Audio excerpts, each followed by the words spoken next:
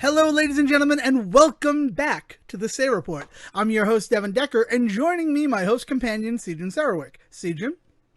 Hey everybody, what is going on, Dev? Well, before we get into the episode proper, last week, you guys probably heard our Time Capsule episode of the Say Report, where we talked about Beavis and Butthead Do America, and as if a prophet, I said that by the time this episode airs, by the time we actually release this episode, Beavis and Butthead Do America will probably be on Paramount Plus.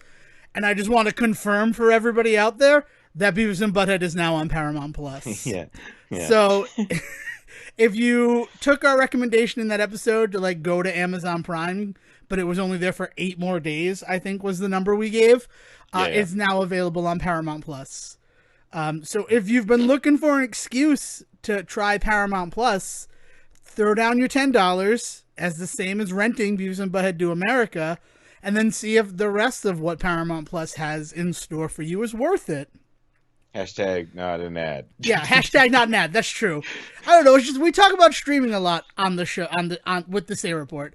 It's part of the modern world. It's part of modern entertainment and our philosophy of searching for happiness and all that other stuff. Entertainment is a petal of that flower. So Man, all right. yeah, no, I just talking. This is stream of consciousness.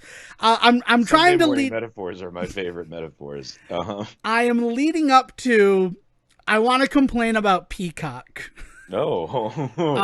And that's how I want to start the show, with that negativity, and then we have nowhere to go but up. But after the morning I've had prior to recording, with just an unsatisfactory drive to go check out some local shops and all of them being closed, despite big signs saying we open at this time and me being there after that time. I want to try to flush all the negativity out of my system. And that means that I should probably talk about the latest wrinkle with Peacock.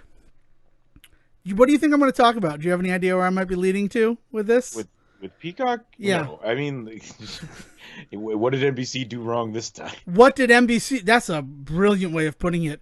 First of all, some praise for Peacock. All the streaming services give themselves a fun, cute, Halloween-style Twitter nickname during everything, right? I think it's a rule. I think if you're going to try to exist in the world, that's what you do. Well, it's like Pride Month. Everybody's got to throw a pride flag on their thing. That's just what you do on social media now. Yeah. So you have Huluween, which has been Huluween for a while. So they get the pass of that. It's clever too, right?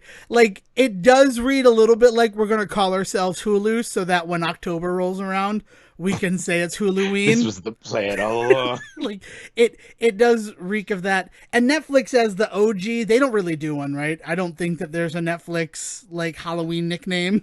No, they do they do the classical museum collection style, like the Halloween collection and things like that, or Halloween classics. They definitely do cater to holidays. They don't go out of their way to they're subtle about it. Yeah, they're can't be. Netflix You still want people subtle. to watch everything you get. Yeah, in Paramount Plus, I know that we just did not an ad for them at the beginning of the episode. They have one too, but I've forgotten it in all of this talking. I want to say that Peacock does win as far as I'm concerned with the Halloween nicknames. So you're getting a little bit of praise. I'm going to dribble a little bit of fish flake praise in your bowl, Peacock, and that's for Peacocktober. God. Peacocktober is it's fantastic to me. It could mean it's the peak of October, or it's Cocktober, right? I don't know, but Peacocktober, you get a thumbs up from Devon Decker for that, which is why it's so disappointing to now lead into why I might cancel Peacock. I'm not gonna lie. Are you aware of the fact that even if you are a subscriber to Peacock without ads, there are still things that you have to watch with ads? Yes. I did not know that. It is one of the really early issues that I believe Hulu, and I'm going to call them out, had when they first introduced the ad-free model. There was always the caveat that certain shows were not going to have ads. Now they have since figured that out, because they've been in the business for what, 5-6 years now as a streaming service. But I was aware that Peacock was taking a huge step backward in that case. I'll be honest, I thought I had also heard the same thing about Paramount Plus. So Paramount Plus, occasionally, and I will complain about this, there will be an ad before whatever content I put on, but it is an ad for Paramount. It's an ad for like something else that might be available to watch on the platform. And also, it's just an ad before the program, right? HBO Max does that too. Prime Video does that. Prime Video gives you the option to skip it, as does like Apple TV. All of them have the like lead-in sort of trailer ad. Yeah. And you generally it's for other stuff on the platform, and and that's less offensive to me than like the other stuff. I didn't like Hulu even up till last year, right? No, 2 years ago, right? I forgot that a pandemic, right? I lost a whole year with that pandemic. Agents of S.H.I.E.L.D., when that was an ABC property, and due to streaming rights, this will begin and end with a commercial, and that would be like a commercial for Clorox or something. But it would begin with it, and literally that end with it was after the credits. Yeah. So, like, I never saw that one. I was able to leave before that one. And then the first one, I'm like, you know what? It's all right. I'm sure that the contract negotiation to get the streaming rights to this show, when they were worked out in the first season of this, ad revenue was a guarantee for them. So you have to find some sort of compromise. Where you say Peacock takes a step back, Peacock does not take a step back. Peacock loads itself into a trebuchet and shoots itself into the past in a way that I get to say trebuchet, so I guess there's the victory. It is awful. It is. So our last episode of the Adam Sandler Cinematic Universe, which dropped 2 weeks ago, was on 51st Dates. Not the last episode of the show, by the way. No. The last one that we released. The latest episode of the Adam Sandler. No, there's still a lot of movies that we need to delve into. Was 51st Dates. And very much as rewatching The Wedding Singer in September made me like really appreciate it and want to share it with people, primarily Dale, who might not have ever seen the film. I felt that same way about 51st Dates. The issue with 51st Dates is it spoils the movie in it. That, I mean, at the time, 2004 from 1999, spoiling The Sixth Sense wasn't going to be a big deal, right? Right. But if you're Dale Decker, who has somehow gone 25 plus years on this planet without knowing the twist of The Sixth Sense, I personally felt like it'd be a bit of a kick in the pants to find that out in 51st Dates. Yeah, find that out from Adam Sandler. Yeah. Well, luckily, you find it out from Drew Barrymore, right? So, like, I feel like there's a little bit more forgiveness if it's Drew Barrymore who's ruining that movie for you, as opposed to Adam Sandler.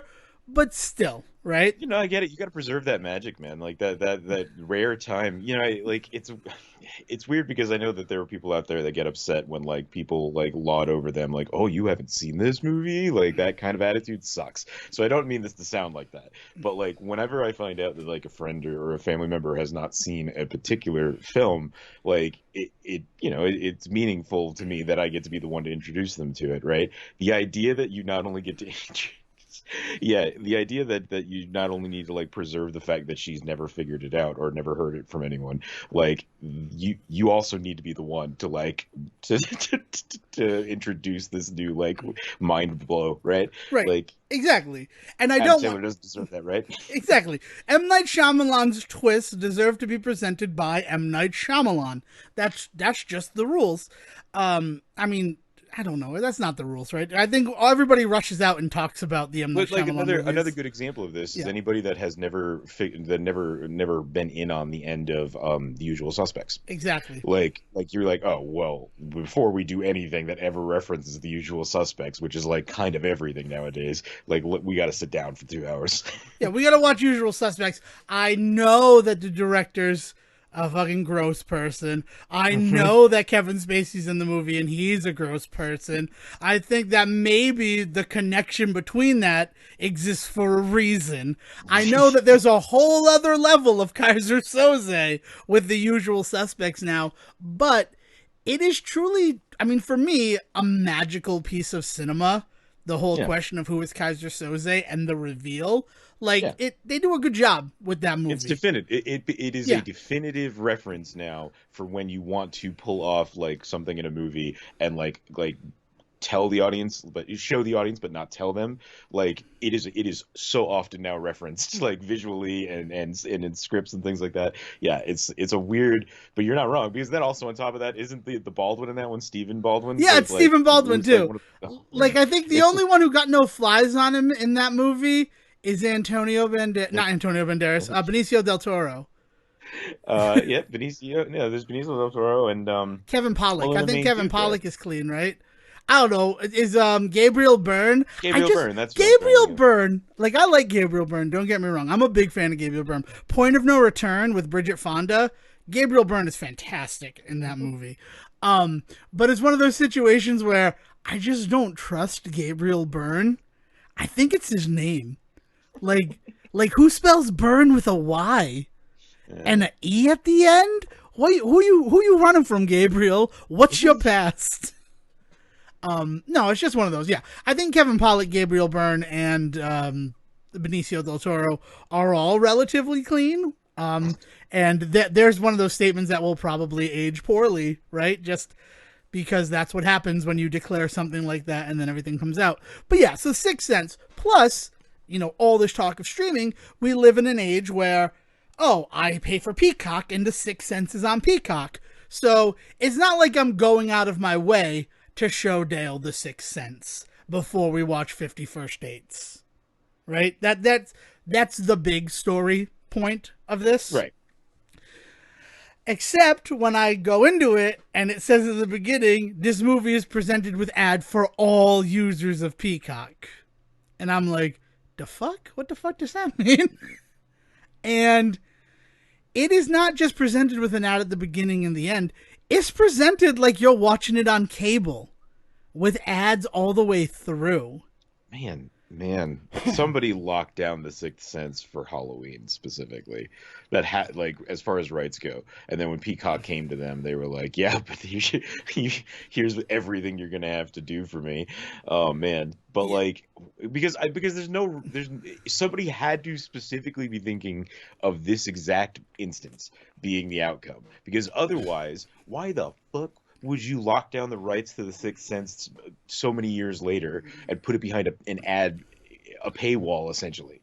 Like that is bizarre. The only thing I can think is somebody saw this exact circumstance happening and was like, "Oh, I'm gonna make sure I hold on to those rights before this happens." I know, what a twist, right?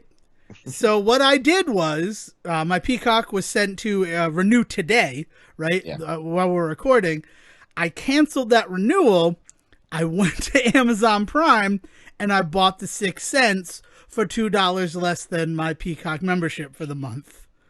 And I only bought it because my mother has also been like, I want to rewatch The Sixth Sense.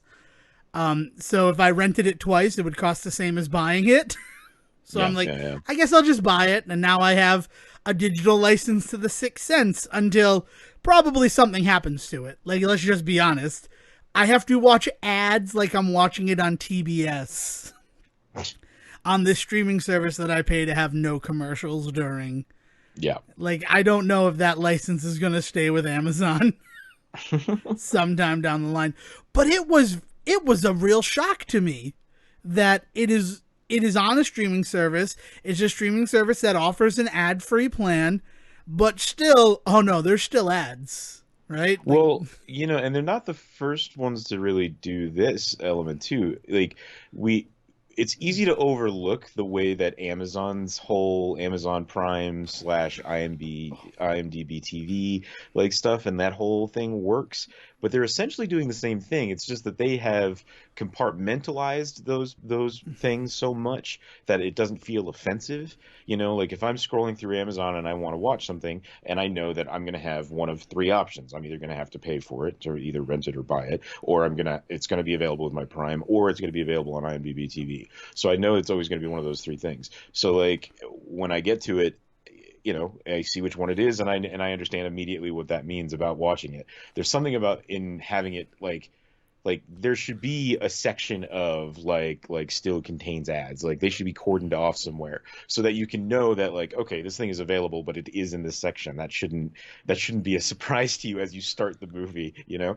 I mean, it should have just a little logo on it, like just, and it's one of those things where I don't know why that guy is taking a poop on my temperature today. And it's like, no, that says -4. It's just very cold out, but. But like have that there, have just some sort of indicator on it, and then the first time that I see that, I now know that that's what that icon means. Yeah, is that there are ads throughout this one. I mean, and you say IMDb TV is not offensive. I'm offended by it because a lot of the stuff that used to be free with Prime is now on IMDb TV with ads, and it's like I remember when I could watch this for free.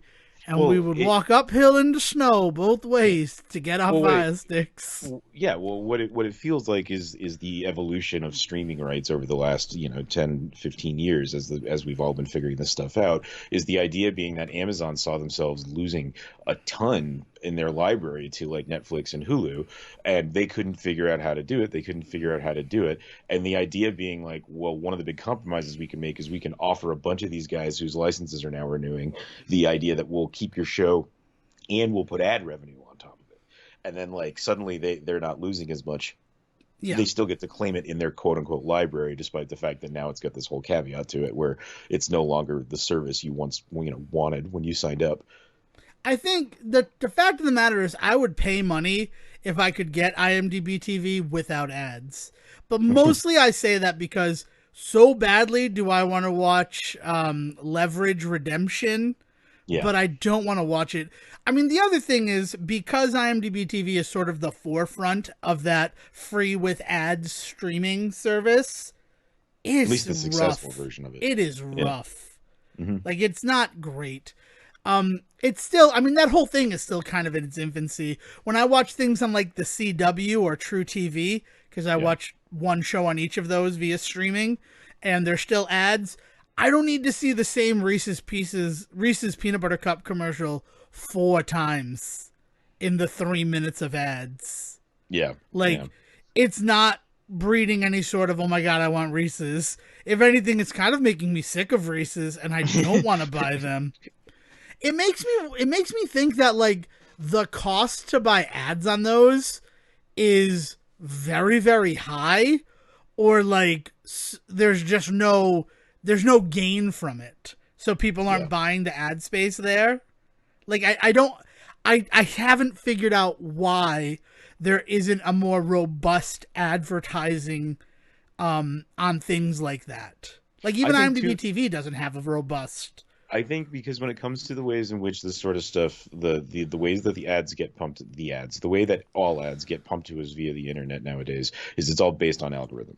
Like the idea of not that they're like hacking into your computer to figure out exactly what you want to see, but what people in your area that are of your age, that they know that you're like this class, all of this, like they know all of that about you, and so they know what kind of ads to pump to you, and so sometimes they feel super targeted, but it's like, no, you just fit a very vague profile. It's what's going on there. If you suddenly you're like, oh, I was looking at rocking chairs the other day and now it's rocking chairs on all of my Facebook ads, and it's just like, well, no, you happen to be in a very select group of hipster that lives in this area that is into rocking chairs, so everybody got those ads for a few days.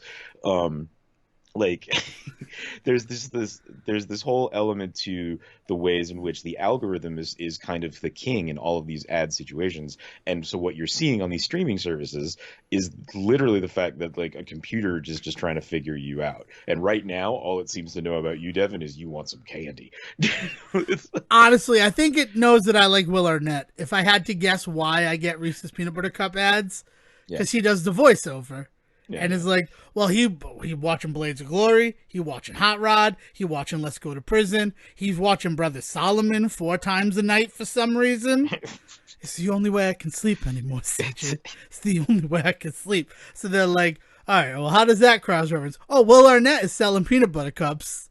Sure, send him those. That's the only thing that will get through to him.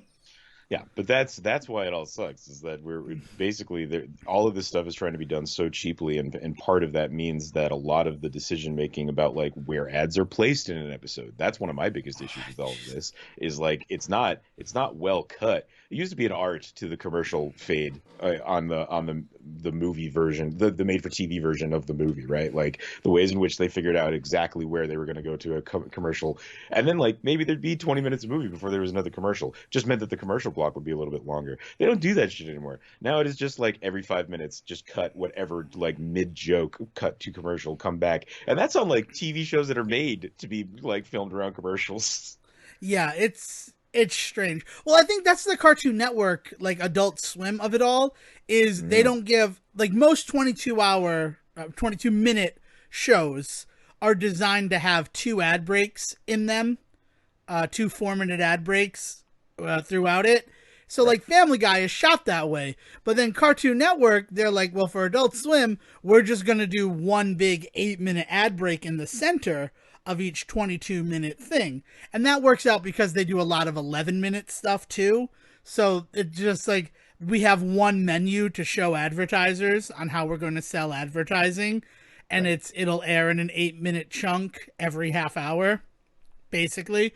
So like Family Guy is one where like, yeah, we have fades to black in that, but then they just, instead of using that, it's like, all right, 11 minutes have passed, go to a commercial. Yeah. It's strange. I didn't think we'd spend this much time on it, but I was really bothered by like the ads in The Sixth Sense, because first of all, it's The Sixth Sense. Is it? I don't know. It felt targeted towards me. It felt like the most targeted adding ever.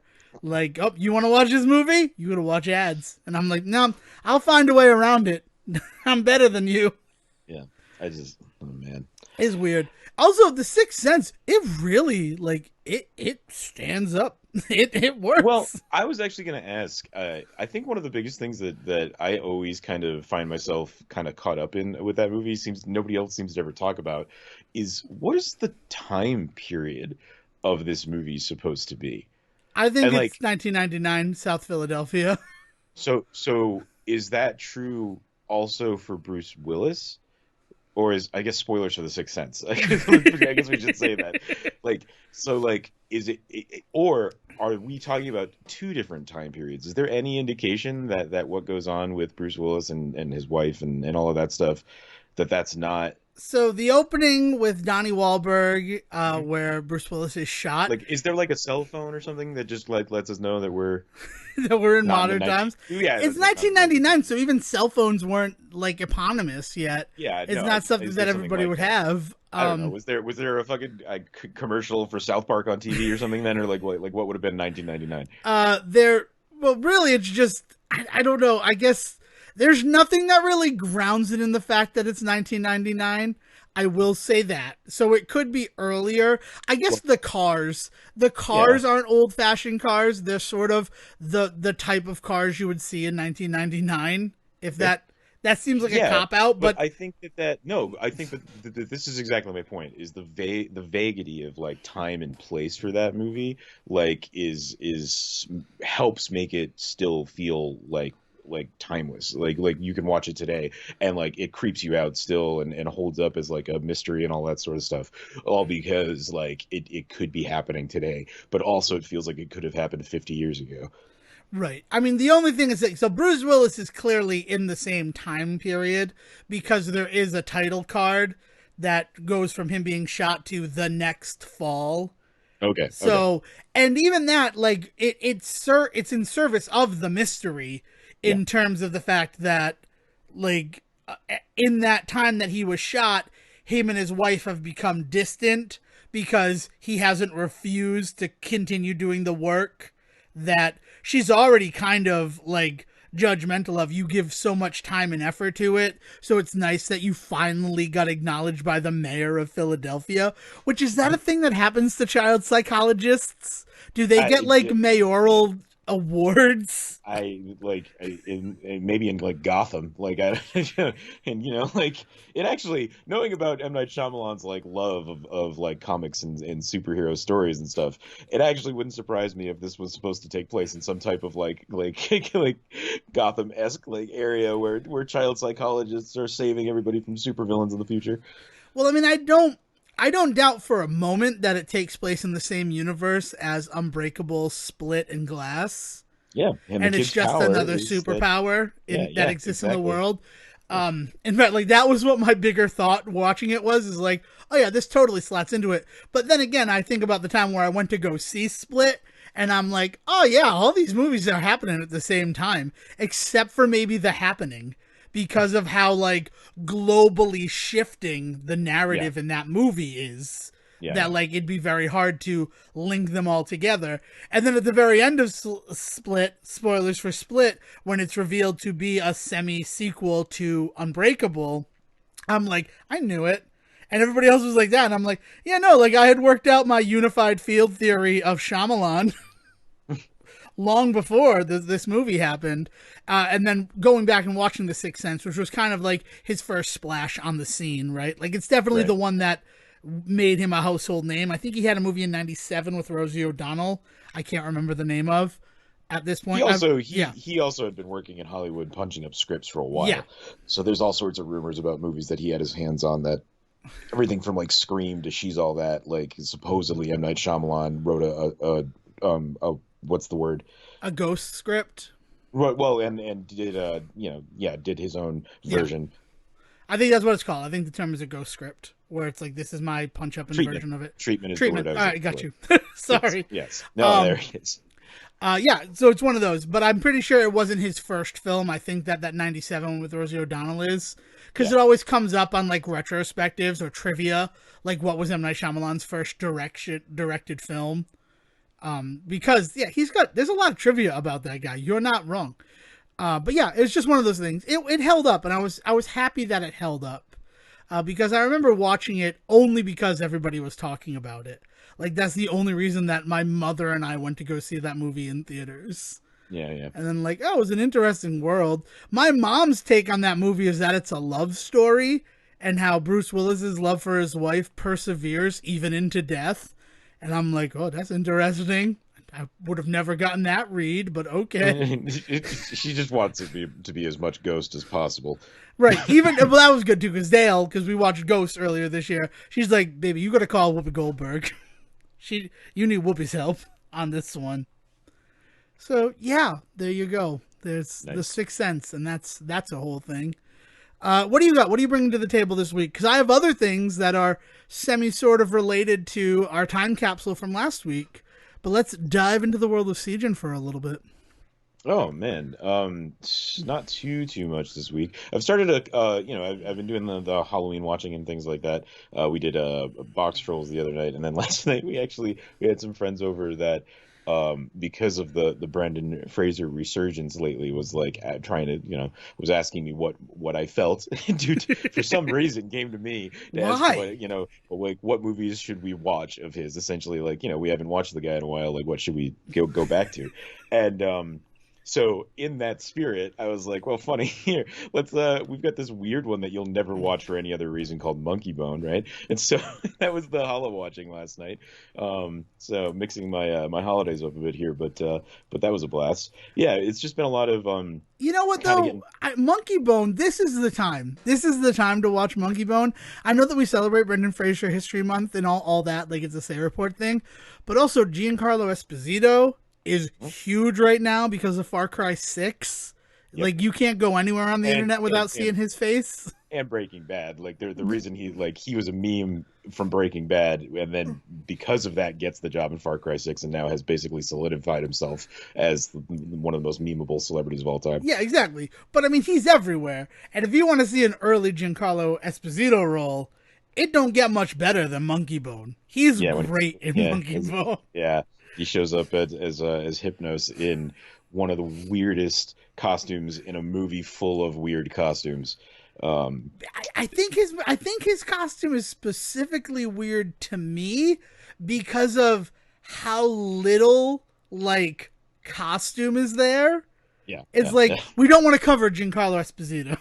We want to make sure that people know it's him. Yeah, so we'll just put him through a bed and then give like prosthetic goat feet. It's also the kind of movie that you're watching, and every other person you're like, oh my god, it's them. Oh my god, it's them. Oh, because like Megan Mullally's in it. I mean, Chris Kattan comes in the last act of that movie and picks up all of the emotional slack. Yup. It's the weirdest. It's the we gotta actually dissect it on during History Month one year, because like, man, there's some stuff in that movie. Yeah, so I mean, we'll always revisit Monkey Bone, but we do have a Monkey Bone episode if all of our talk of Monkey Bone has excited you to do it. Also, Whoopi Goldberg's there, right? To just tie everything that we've talked about together. Church. Yeah. Yeah. Oh my god. Yeah. All right, but yeah, so do a little bit of that, and then as far as and then like gaming wise, again, it's nothing new. I've dove back into Super Mario RPG and The Legend of the Seven Stars. I play it like once a year or so, and specifically this time around though, I wanted to try playing it with my Stadia controller. As Devon explained to me a few months back, I could be using it for a lot more than just the streaming Stadia stuff, and I did not know that. And I've been having a blast like playing a whole bunch of stuff now that I've got like a really nice controller in my hand. But yeah, I started the game up and realized that the emulator that I had though couldn't take the controller. So you recommended BizHawk, Dev. Like, do you know much about like their whole thing? It's a very, very good emulator. I just never heard of it before. BizHawk, from those times that I had appeared on Arcade Pit, is actually that like doing like Smite stuff on Twitch.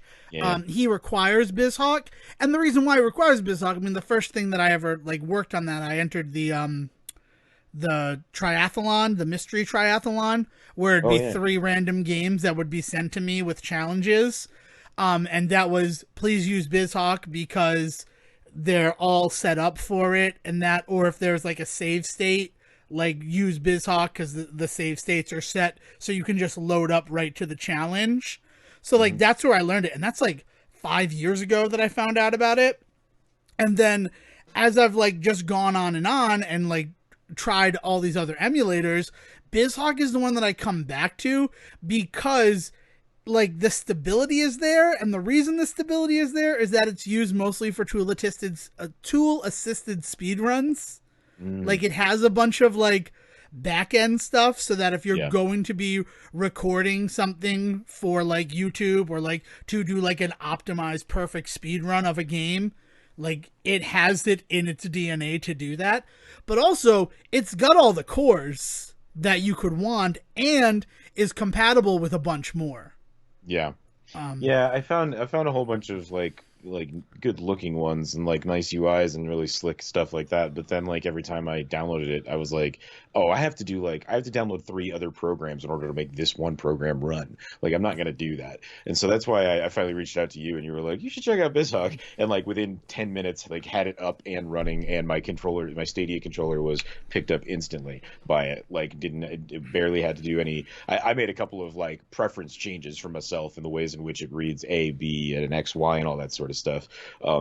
And I prefer to do it. I've got muscle memory on these games, so like I prefer to set it up so that even though it's X, Y, Y, X, I just need it that way. It's a bitch though when I hit a moment where I look down and look at my controller and then I confuse myself. You should just color those. You could color the buttons. There you go. Yeah.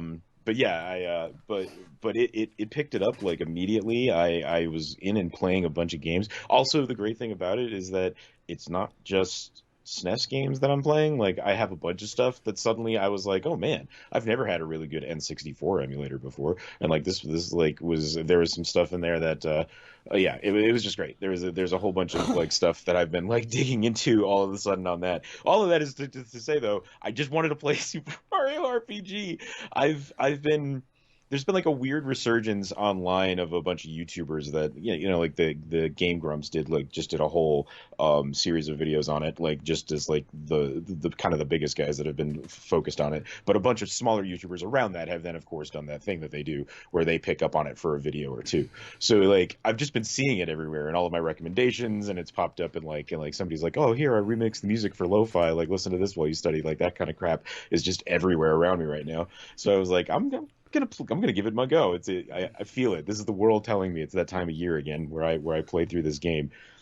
Also, I know that the randomizer tournament, because there's a randomizer. Almost all the old games that can support being randomized now have randomizers, and Super Mario RPG is not one of them. I actually just watched the finals of that tournament last night, and that was a good match. Where like, see, I mean, it's one of those weird circumstances where, without seeing how they randomize it, I feel like it could only benefit you, the player, to be random, because the only thing that could happen is that you could get more powerful stuff earlier, right? Right. Like, what else are they randomizing? So the way that it's randomized, like the big randomization of that game is, first of all, it's open world. So from the beginning, you can go anywhere on the map. Okay. Except I don't think you can go to Nimbus Valley until you do the Land's End clear. Like, I think that you do that to open it, but you can go to, it's like weirdly set up the way that it is. Like, Okay. I don't think you can get into Barrel Volcano until after. Like, there are still some checks in it, but a lot of the time you can go everywhere right from the start. The stars are randomly assigned as rewards to any boss in the game. So the Hammer Brother fight could give you a star, as opposed to the first one. Yeah. What's his name in the Bohem in the sewer? I mean. Yeah. Belome. Thank you. Or it might be Bellamy. I'm not sure. It's Belome. Yeah, there's. He's a great character. Yeah, so it stars are assigned anywhere in the game. So that's actually the part that I really enjoy of it, is that it's that way where like you go out into the world and you need to find the 7 bosses that have been given stars. Yeah, and then once you have all 7 stars, you go fight Smithy. So like Smithy is like the 8th thing. So it's 8 things instead of just the 7 stars that you're collecting, which is very cool. The character that you start with is randomized. You don't necessarily start with Mario.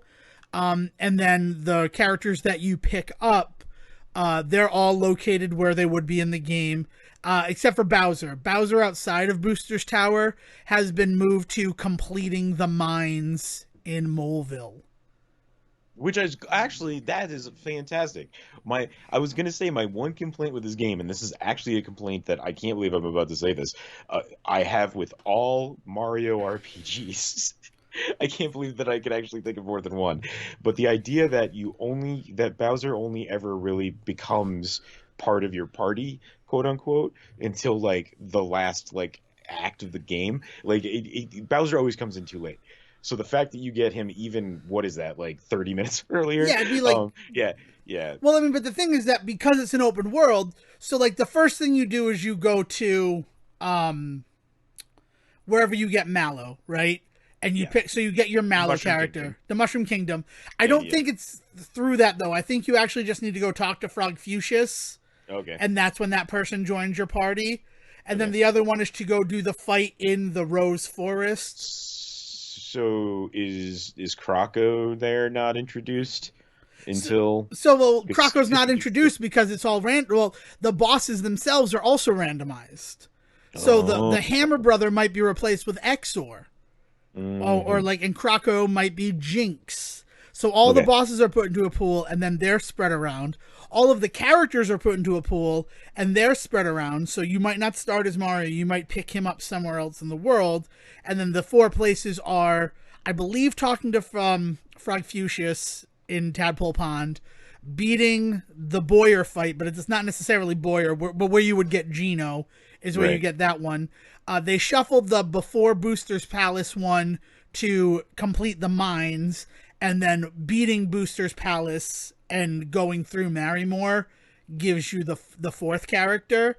But then in addition to that, all of the items have random stats, and all of the items, like, it's not just Mario who's going to use hammers. Nice. So, and it's not just Mario who's going to wear shirts. So everything is randomized and how it's assigned and stuff. The thing I really like about it is, like, the star egg item. Like, have you ever gotten the star egg item? No, I don't think I ever have. There's a lot of things that I'm going to try and do this time around. So, like finding the what's his nuts, the supervillain there. The 2D one. Yeah. That's awesome. But the star egg is, I think that if I had to, like, look at difficulty in collecting items, I think it's probably the second most difficult one to collect. And it's just difficult because of the time assigned to it in the game and the randomness of it. Have you ever been to Great Guy's Casino? If we're going to talk a little bit of that. Yes. Okay, so you know the game that you can play with him, Look the Other Way, where he's going to hold up a finger and you have to not be looking at the finger? Yeah. You have to win that 100 non-consecutive times. So, I mean, you could do it consecutively, but just overall in the game, you have to win 100 times. Okay. And then you're given the star egg, which is a reusable rock candy type item. Okay. That does 100 damage to everything on screen. And very rarely in any run of Super Mario RPG is that used because of the time commitment to get it. But in the randomizer, usually it's available in one of the shops, and then it becomes what they use to fight groups of enemies in order to level people up. So it's wild. It gets used in that way. And like Yoshi Aid, which I think is the hardest one because it's all RNG. You use a Yoshi cookie, and maybe the Yoshi cookie will make the Yoshi spit out a Yoshi Aid or a Yoshi candy. Like, so it's just like those are just randomly available in shops as well. It's cool because it gives you access to those like high-end hidden items just in the shops, so you get to actually see how they work. But also, like, you might get the super suit and it might not have the highest defense and the like power boost that it does in the regular game because of the randomization of the stats. Weird. Yeah, it's cool. It's a fun randomizer. I've only done it a couple of times because that game is, I'm not as great at that game as I am at other ones. Like, it's more of a time commitment. But the guy who ended up winning the tournament last night, he beat it in 1 hour and 47 minutes. Wow. Which, like, and even then, I've watched that same streamer complete one in, I think, 59 minutes. Just like, because he went to all the right checks first and got the stars super fast. That's the other change. The other change is you don't have to fight through the factory. Beating knife guy's little game will always get you the bright card, and then going and talking to Great Guy in his casino will warp you right to the Smitty fight. So if you don't have to, so if none of the stars are assigned to the boss locations in Smithy's factory, you can just do that and then warp to the final fight. Like, RPG randomizers are really cool in the way that they give you, like, I don't know, like Free Enterprise is one for Final Fantasy IV that I've really wanted to try for a while, but I get nervous because I know that game up until the Underworld, and then I don't know that game anymore. Okay. Because I've gotten to the Underworld so many times. I've also beaten Final Fantasy IV probably more than any. That's not true. I've beaten Final Fantasy, the first one, so many times. But there was a time where Final Fantasy IV was the game that I had beaten like the most of any Final Fantasy game. And even then, like, everything above ground is like soaked into my memory. Everything underground kind of just blurs and blends together until the end of the game. It's the back half of Final Fantasy problem, man.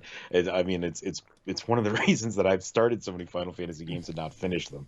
Is like you get to the back end of those games, and by the time I get there, my brain is basically soup when it comes to the game. Can't figure out the story, or like what I thought was the story, but then there's always that mid game twist on the whole thing, right? And then on top of that, just mechanics and worlds and all of that sort of stuff.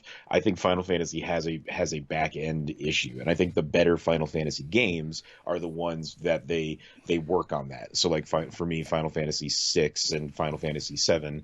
I really love Final Fantasy 9 because of the game that it becomes eventually.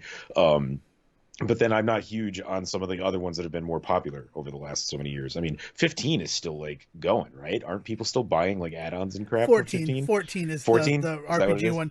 Yeah, it recently went free to play for the first 20 levels, I think. It did the World of Warcraft thing, and that was a huge resurgence into that. I mean, the allure of an MMORPG is strong. Yeah. And that's what that is. It's that in the Final Fantasy setting. So you're kind of like printing money if you do it correctly. And they didn't do it correctly when it came around. Like I remember that's 11. Final Fantasy 11 is the one that just like shit its pants. Yes. But because Final Fantasy 11 shit its pants, Final Fantasy 14 showed up wearing a diaper and was ready to succeed. It's like, I'm going to make it no matter what. Yeah. Yeah, man. It's but so it's been really cool, like going back to that, and it does make me really want to look into some of the other Square RPGs of the time, and because like I just realized that like it is such a definitive RPG, and I know that it is not a definitive one for the genre. Right. It uses a bunch of tropes and stuff from the genre, but it doesn't do anything like mind-bendingly like cool for the genre that didn't already exist in other Square properties. And so I've just got to dive in and just try a couple of those older ones. This is the one that I just always go back to because like I was saying earlier, it's basically muscle memory at this point. I mean, you say it didn't do anything huge for the genre. It was a jumping on point. A lot of people who had never played an RPG played it because it looked like a Mario game, right? Like I was surprised when I got that game home from the rental store, Paradise Video, that's where I rented it from, and was like, oh, it's one of these type games. Because I had like tried Final Fantasy in the past, but it didn't really click with me. And then I'm like, oh, it's one of these games. I guess I'll try it. And then like it made me fall in love with it and then go back and try all those other ones once I realized what the point of that type of game was. Yeah. And like it is such a great like small package. Like it's such a small, tight, concise package of what an RPG should be. So like there's just something really beautiful about the fact that like things happen quick. Like you level up real fast, you find better stuff real quick. You're consistently like pushing the story along. You can get through chapters in 10-15 minutes. Like those 1 hour, hour and a half speed runs seem a little ridiculous, but if you told me that you could get through this game hands down in 5 hours, I believe you. Like there's no reason why you should be dilly-dallying and not just moving along, but you can because there's fun stuff to do, but it's very forgiving in a lot of the ways that a lot of other RPGs and stuff, and JRPGs in particular, are not always. Yeah. So I got to ask the big question. Have you done Chrono Trigger? So it's one of those ones that I have always consistently started and then fallen off of really quick because I just realized the commitment I'm kind of getting into, and then that like overwhelms me. So it is actually literally was on the tip of my tongue when I was saying ones I want to go back and give it a try because I know how definitive it is, and it is so appealing to me. Like between the story and the graphics and all of that sort of stuff, it's just one of those ones that every time I've gone to it, I've been like, I don't know if I'm ready to commit myself to a game I don't know anything about, whereas I could just go play Super Mario RPG, know exactly what I'm getting into, and be done in a few days. I've always been really hesitant because it seems really daunting to me. I get that. It's why I asked if you had ever tried it, based on how you had described your connection to RPGs. I think that, I mean, I don't want to give you goals or anything like that, but if you made that a goal for like 2022 as a way to celebrate the 25th anniversary of that game, I think that'd be a good idea. 25th is not right. It's the 23rd. maybe. I The 30th will be 95, so it's the 27th. There's math is fun, isn't it? So, the man, you threw me off. Sorry. Oh yeah. So no, if so, Chrono Trigger. Is there any way that it's playable on like is it in any of the re-releases that Nintendo has done on like the Switch or anything like No, that? Or no, it has not. They've talked about wanting to do it. I think and it it's had not a up on. Steam release that people were Oh, like divided on for a while, okay. but there's that, and that might have some quality of life in it. But I mean, if you're okay emulating Super Mario RPG, I would just do that for Chrono Trigger. No, Yeah, yeah, I just part of it is the idea that like one of the reasons I don't feel bad about the whole like emulating and ROM stuff when it comes to a game like Super Mario RPG is because I own that game and I own that game like twice over in my life and played the hell out of it to the point where I think I broke one of those cartridges. Um I bought a friggin' Prima guide at one point, I think, like that sort of shit.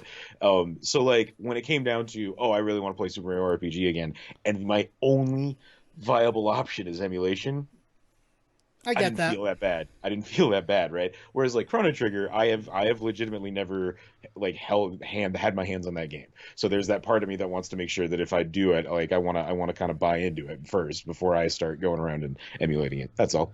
Makes sense. I get that. So I'd look into the Steam release. I know that it was divisive to fans of the game. I've never tried it or anything like that. The DS remake is Hmm. probably impossible to find at this point, but Yeah. that DS remake, I used to just carry it around with me, and it's a game that has multiple endings, and my favorite thing about the DS remake is that it tracks which endings you've unlocked and makes that a whole part of the completion percentage of the game.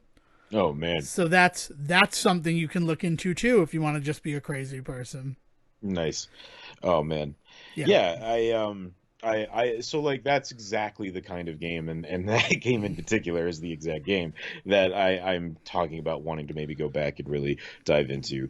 Because like I really do love like RPGs and JRPGs and this style of game. It really is right up my alley. I mean, as a guy that like all I ever want to do is up my stats and buy cosmetics, like I'm always looking at my character in ways that I can like do fun stuff like buy more defensive clothing for them, and maybe it sacrifices a bit of their health, but their shield goes all the way up. Like that kind of, I love that kind of math. That is fun to me. And so I know that there's like an entire like basically genre of game that I've only ever just like peeked at and then like ran away from that is probably actually going to be like right up my alley. So yeah. Yeah. I know.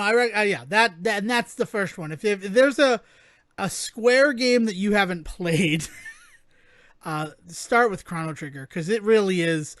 And the unfortunate thing with Chrono Trigger, it's a game that I've beaten a bunch of times, but I can't find myself finding a way to like get back into it because Yeah. of that commitment. I don't Yeah. play games the way that I used to play something like Chrono Trigger when I got it for Christmas, however many years ago. That's my sadness with that game, but yeah, I recommend that one. If you like Super Mario RPG, they're different. I'm not going to say they're not different, but I think there's enough Final Fantasy VII in Chrono Trigger that Hmm. you'd find a nice happy medium between the two and enjoy yourself. That's rad. That's really rad.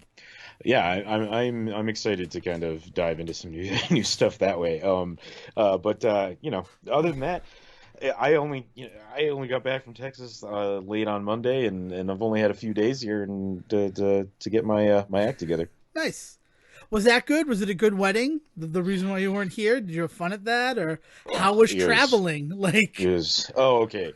The actual traveling part was a nightmare. Blah blah blah. The airlines suck. I'm never flying United again. I don't even need to get into it. It's just that part was like the worst. Being there, fantastic. Everybody was super fun. It was a great time. Very happy to be home though, and to have the memories and not the like anxiety of what event might be coming up. I'm finally taking a break from some stuff for a while, and that feels good too. Um, but yeah, no, things were really good there. And then, like I said, we got home late Monday, and then I've only had a few days here to kind of get my act together between getting back to work after a 4-day weekend, which is weirdly tough. yeah, no, I've taken off a couple of Fridays to make my 3 days, 4 days. And it's weird when you don't work for a while to like get back into it. I mean, that's not what this podcast is going to become. We're not going to talk about how weird it is to go back to work, but it is weird to go back to work. Like, I can acknowledge that. Yeah.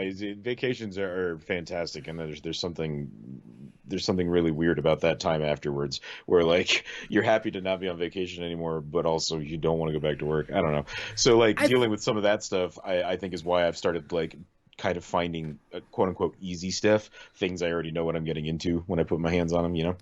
Things that'll help you. I think what it really does, that feeling after a vacation when you go back to work, it just highlights how, I'm going to say wrong is the adjective I'm going to use, the way that our modern world has conditioned us. Like, it goes against what our bodies want, right? That makes work. sense? Let's do it. Yeah. like not working when you're on vacation, like you don't have those stresses. You're in control of your schedule. You're not beholden to some time clock. And then like when you then got to go back into basically the institution of 9 to 5, right? Regardless if you actually work 9 to 5, the institution of an 8-hour full-time work schedule, right? I guess that's the better thing of doing it. It's a real shift to like your mental state. And of course you'd be looking for something like small that can sort of trigger that way you felt when you were on vacation. I said we weren't going to do this, but like you sent me down a hole. You know what's going to get me out of that hole? A question I wanted to ask you at the beginning of this episode. Oh, let's do it. But it's insane. But it leads into the films that I was watching last night that are related to Beavis and Butthead Do America. And as I was watching these two films, this thought occurred to me, and I don't want you to be offended when I ask this, but did you and Zach suffer a Freaky Friday situation, and are you still currently body swapped? Oh, what? What's the matter? I mean, I feel like it'd be going on for years. Like maybe 12 years at this point. No, so I watched Orange County and Extract, one because it's an MTV film and one because it's the only Mike Judge film I had never seen. Yeah. And it seemed right. It seemed right while you were in Texas to sort of complete the cycle. Plus, they were my 99th and 100 new films of the year. So I've completed my 100 films in 12 months challenge in 10 months, right? Which, does that defeat the purpose? Like, is it also a thing about learning how to pace yourself? I am not here to judge, man. No, those are the thoughts that went through my head, though, right? Like, did I do this wrong? Is it like not asking for a napkin after buffalo chicken wings? Am I wrong? No, it is the children that are wrong.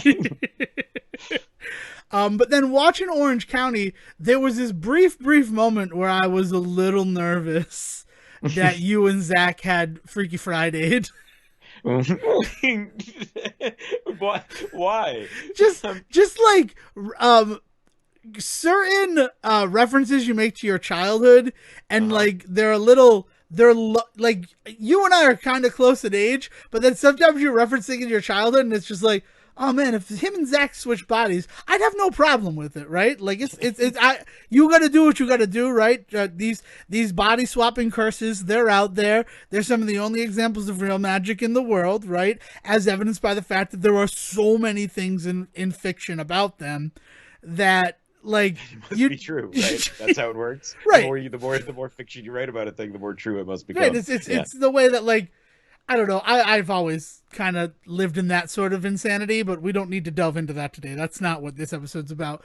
But it made me wonder, because sometimes you'll make references to when you were younger, and I'm like, but that was like 3 years younger than the two of us are. And like, that's where Zach is. Something while I was watching Orange County, like, kind of set that thought off in my mind. And I figured, what better place to bring that up than the Save Report? I love that movie. Like, despite a lot of flaws that I have come to deal with, but I'm really also really interested in what you thought of Extract. Right. So here's the promise. It's another Say Report promise, which, you know, all that. Usually in April we talk about a teen comedy. Generally it's American Pie, right? That's what we do. Mm-hmm. Occasionally it's Dracula 2000.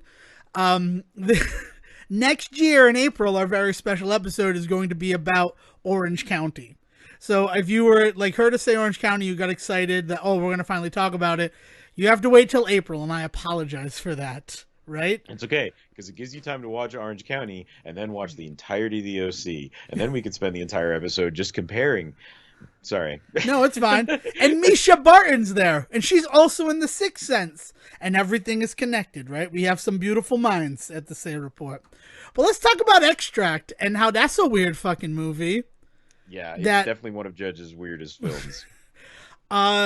So I want to, before we go any further, all praise in the world to Ben Affleck's performance in Extract.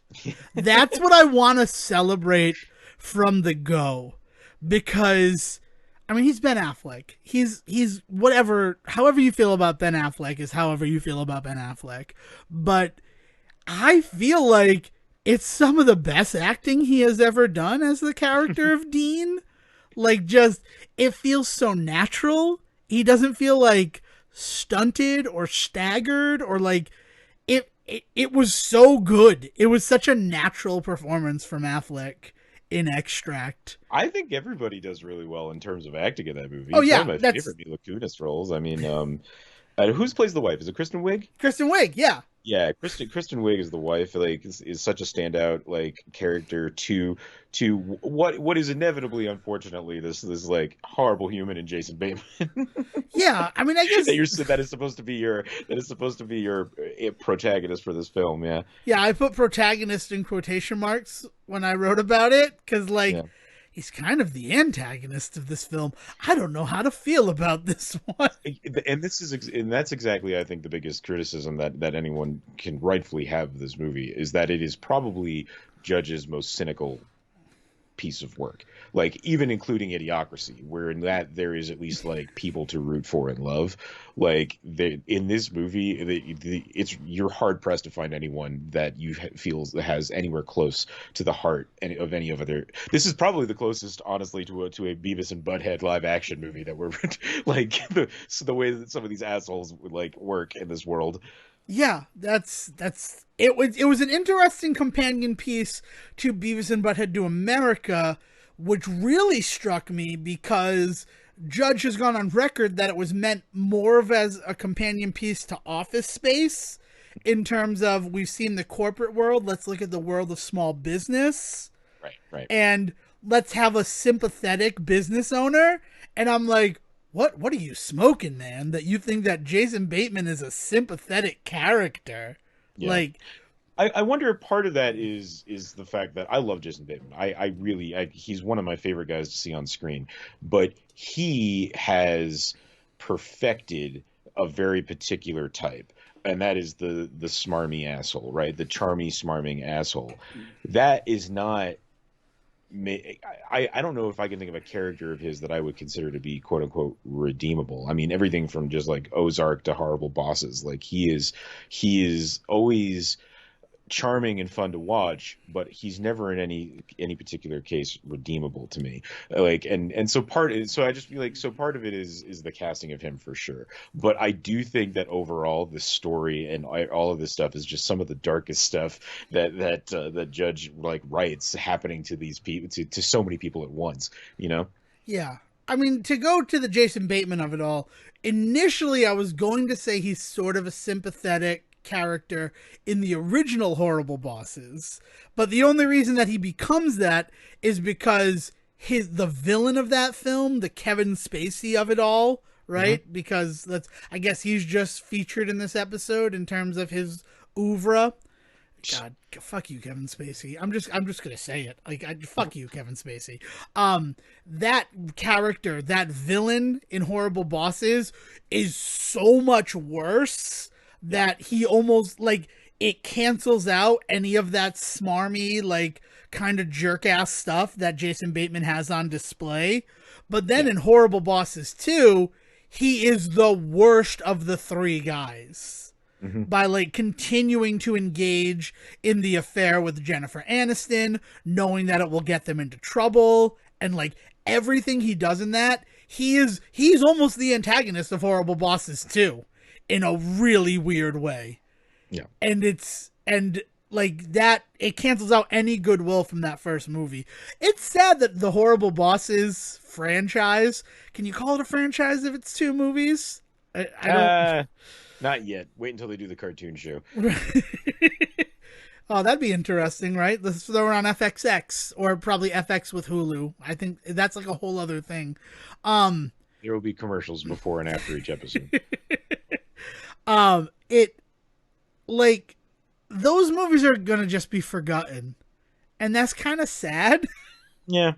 Like, it's not hyper bad because like they haven't aged well, right? Like we're 10 years out from them, and they have not aged to a point where like let's rewatch the Horrible Bosses movies. Yeah, no, I mean, you know, it comes of a time when The Hangover was king, right? Like that whole genre of film. It was kind of the ways in which we grew up from the old guys doing the young people thing, and that you see in like Old School or even Wedding Crashers in a lot of ways and things like that, right? Like it graduated from that into the cynical like black comedy that you get in stuff like Horrible Bosses, and then we grew on from that, and so like that's what, like there's always that batch of movies that really serves the grumpiness of the moment, but once we all stop being grumpy, or at least get over whatever that particular issue was, we don't really like looking back on it. So like, thank you, I don't really need to go back to this time when that movie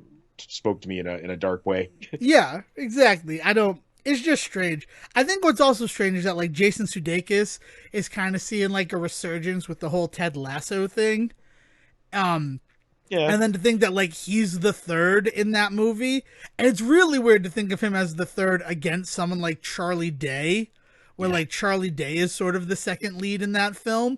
I mean, Horrible Bosses is a weird movie anyway because of the friendification of cinema that's present in that movie. We're like, it's 6 big name people in this movie. Yeah. 7 if you include Dean Jones. Jamie Foxx. I'm not going to say his character name. I'm sorry, I got a little distracted there. Back to Extract. Yeah, I think what affected me was it didn't really have a definitive plot. It was kind of a meandering movie. And that was really weird because it touched on so many plots of movies going forward, right? I mean, to highlight the Sudeikis of it all, the like hall pass-esque nature of, well, what if you make your girlfriend cheat on you, right? Yeah. But then like, that's just the episode of the movie. Like, that's not the overarching story of it all. Yeah, well, and so I think one of the things that you got to remember, though, is like that's a very Mike Judge style, right? Like, because you could say the same thing about Office Space, the supposed companion piece to this, where like there's not a definitive like plot so much as like you're just kind of going through and you're dragged along by events that occur, right? Because like they're like, hey, we're going to steal a bunch of money. And then the next scene, they steal a bunch of money. So at that point, like, that's been done. So then the next thing is like, oh, the company's going under, so now we're going to deal with all the layoffs. Like, that's the next episode. So, like, you do have that kind of, like, that style in that. I mean, all the way back to Beavis and Butthead Do America, where, like, by the nature of it being a road trip comedy, it kind of gets away with this. But, like, they literally just show up, do a bit, and then move on. Do a bit, move on, do a bit. Like, so, like, it feels like it's all coming from that place. So I guess where it was strange to me, it definitely feels like the most Mike Judge film. Extract feels like the most Mike Judge film that I've seen. And really, he's only ever directed 4. Because I like joked about, well, now I'm a Mike Judge completionist. And then I went to check and I'm like, oh, it's Beavis and Butthead Do America. It's Office Space, Idiocracy, and then this, right? He worked for, was that 15 years? And then bye, peace out. And he did other stuff between that, but like that makes sense that he's more of an episodic guy, that he's more comfortable in the realm of television where each episode gets to tell a story and then you move on from there. Yeah. But what I will say is, like, Beavis and Butthead, it has the overarching theme, not just of the road trip of it all, but the fact that they have the biological weapon. Office Space, it has the overarching theme of him, you know, being hypnotized to not care anymore. Like, that apathy sort of drives the plot of the movie in a lot of ways.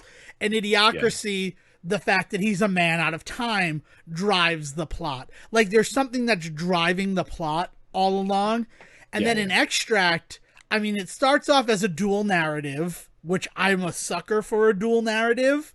But then Mila Kunis's narrative just kind of stops in the middle of that movie. Yeah. And doesn't get any more play once it intersects. It turns its focus. Yeah, it turns its focus so hard towards just Jason Bateman's character there. What's his name? What is his name? Yeah, dude. Yeah, but yeah, like, no lie, like, it is not a perfect movie by any stretch of the imagination. It's just like, it's such a wild movie that, because of the fact that there is no, like, anything can happen at any moment, like in this film, like it almost is like tense in a weird way.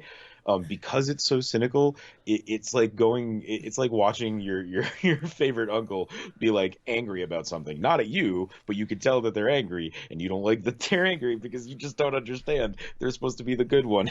They don't know you don't know what's going to happen because you've never seen him like this. Yeah, so like, you spend the entirety of Extract basically waiting for the moment where somebody gets killed. Like, it feels like it's leading up to a murder at some point. Yes, what an interesting thing to say about the film Extract.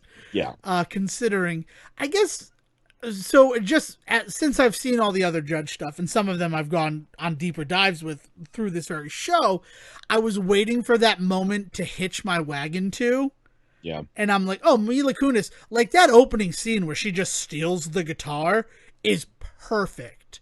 Yeah. Like, it's all I wanted the whole time that she's there, is for her to just walk out of there with the guitar. Like, fuck these two idiots. And then she's gone for the next 20 minutes. And then it really feels like the thing you're going to hitch your wagon to is the whole, you know, hall pass sort of Farrelly Brothers bullshit of, well, you make your wife cheat on you, then you could cheat on her without consequences. And, like, that'd be great if, like, then something, but then, like, nothing really comes from that other than the fact that she sleeps with the gigolo that he hires. Like, there's no conflict from that. Here's the thing that I did, and then there you go. Like, I guess the lack of horses to hitch my wagon to becomes the driving force of the movie. Oh, is this the movie? Oh, is this the movie? It's like, is this the movie? Oh, it's over. What? Oh, okay. I guess that was fun. But there were so many moments where, like, there would be a huge tonal shift, and it'd be like, what is this movie? Like, what am I supposed to be watching this for? Oh my god, it's just occurring to me. It's like it's hitting me in this, like, beautiful wave. These are all of the exact same problems that everybody had with Monkey Bone last night. So, like, I'm showing this movie to a group of people that has, if they've seen it, it's been years, and most of them hadn't seen it. It's every 10 minutes being like, what is this movie now? Wait, is this the same movie? Wait, I don't understand. How did we get to this movie? And then at some point, somebody was like, well, this has been a very weird experience. And I looked at the clock, and I was like, oh yeah, well, you haven't even seen the weirdest part yet. Basically, the last 10 minutes of this movie are buck wild. And they were like, what are you talking about? And then that's when Chris Kattan shows up in that movie. And it was just like, oh, this is what you're, okay. Yeah, man. I am really amazed at how much this seems to just be I think it's just a product of, like, this kind of storytelling from these guys in, like, the end of the 90s, the early 2000s. Because Extract is like 2006 or 2009. It's a 2009 film. It's a little late for the meandering nature then, but I feel like it's just, I think it's part of that just mean comedy time, and mixed in with the idea that we all thought it was funny to, like, not have, like, a plot. Like, it's almost like he's making like an artistic choice to, like, it's the sword to the heart. It is Mike Judge coming along to, like, murder that genre. Yeah. Like, he's like, this is what everybody likes right now. And especially since we did that whole look back on what Beavis and Butthead was doing, if I had to look at, like, a message or a goal of Extract, it really feels like I'm going to shine a light on like this type of film, and we're gonna end it, right? Like, no, we want plots again. We want an actual plot again. and it takes him coming along to do this movie that, like, it really does highlight the whole idea of being a small businessman in America in 2009. Like, I will say that above all else, the idea that, like, we were working to create businesses so that they would have enough value that they would be bought from us and we would never have to work again is so 2009, like late 2000s, that I get that part of it. But then all the other, let's poison this guy with eye drops, and let's have him have sex with a woman so that he's not a 40-year-old virgin anymore. All the mean comedy stuff, they just keep adding more to the blender. And those things don't happen in it, but like the spirit of those movies persists into this film. And then, like, just when you think we've packed in every possible reference to the type of movie that we've seen up to this, oh, we have room for more, right? We tapped the cup down and we found some more space.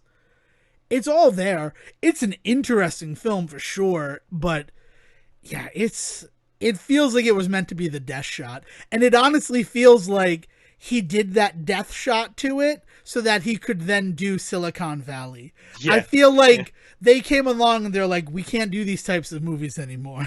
We need to stop them. You're our only hope. And he's like, well, and Silicon Valley does that beautiful thing that you were talking about in his better work, where there is an overarching concept. The idea that they are working on this one particular piece of software is the ever-driving force in all of the decisions that get made. But the benefit of that is such a foreign concept to anyone watching that show that, like, it might as well just be this unnamed MacGuffin that is, like, pushing it along. So it allows the plot to meander and go to the weird, great places that sitcom comedy can, while at the same time there is that overarching driving narrative that also, luckily, was so popular in that resurgence in the golden age of television, where we get things like overarching stories and Breaking Bad and Mad Men and stuff like that, right? Yeah, it worked. It really, Silicon Valley feels like the culmination of his entire career, with like, but I need to do a movie without that overarching theme so that when I go to pitch them Silicon Valley, like, he's trying to get Pied Piper off the ground, like, they'll understand why that's there. Well, why do they need to have that? Why can't he just be living in the tech world and doing that? Yeah. Well, did you see Extract? Yeah, Extract didn't have that. It feels like Extract was made out of spite in a lot of ways. Yeah. And whatever that means. Whatever.